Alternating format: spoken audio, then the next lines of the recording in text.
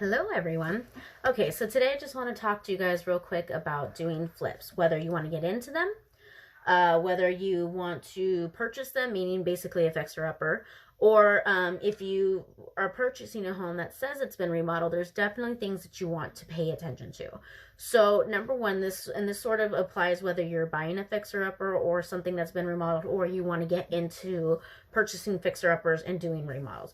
Number one is do not cut corners. Do not cut corners. Most of the time, and to be honest, people are going to notice. I have 3 listings right now, which is by the same buyer. So what he did was he purchased 3 properties at auction, and he is newer to flipping. But what he did is basically 10-day flips. He just did a couple, cleaned the carpets. He put in a new stove, a new microwave, painted everything, got it all professionally clean. Had a cleaner come in, not really a professionally clean company.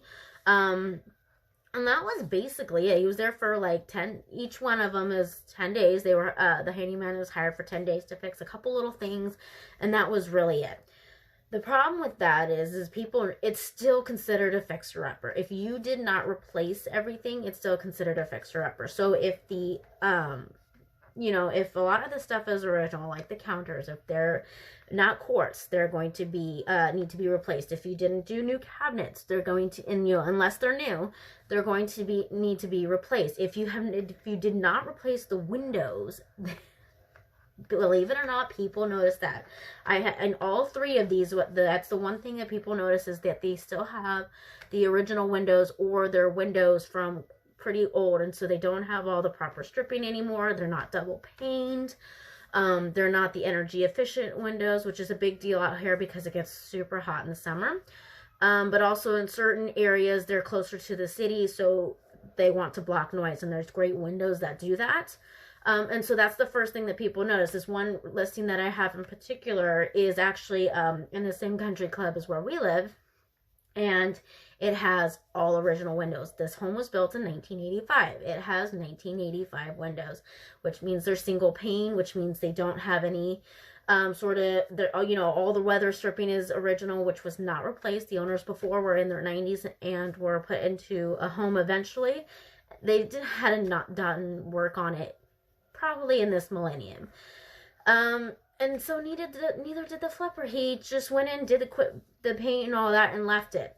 That's not how you do flipping. And if you are purchasing a home, one that says it's been remodeled or that is a fixer-upper, look at the windows, because you really need to keep it in mind. At some point, you're going to need to replace them, and it's going to be a big deal for your energy costs. Again, if you're in the city, noise is going to be a big one, but also the double pane and even triple pane now, they really help with keeping the heat out, keeping the cold out.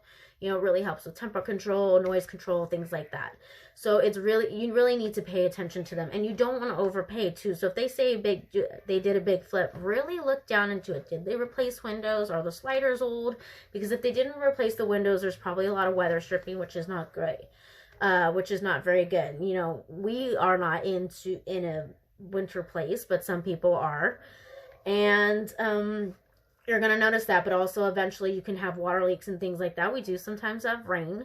And actually the last couple years since the drought, we've had a pretty good amount of rain. And there are a couple places that we've noticed where we've had to, before we closed escrow, we had to go in and readjust the contract so that we could fix the windows, because they turned out to be improperly sealed because the seal was so old and the window had not been replaced. It was an original window, and so the casings go bad, things like that. So really pay attention to that, whether you're buying the flip or a fixer, or you're going to be doing it. Do not cut corners. Do not cut costs. That is an important thing that you must replace, and do it properly. Make sure you get the right company and the right product.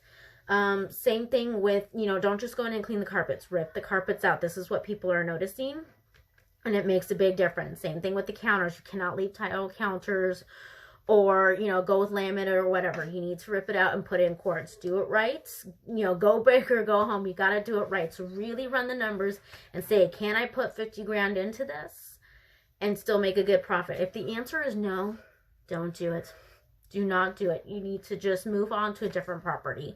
And that's what these people are dealing with. This seller, we've tried telling them over and over, none of the properties are selling. They keep taking a price cut because he wanted to cut corners. And every single person that has walked in through our open houses and showing has said, wow, it's a total gut job.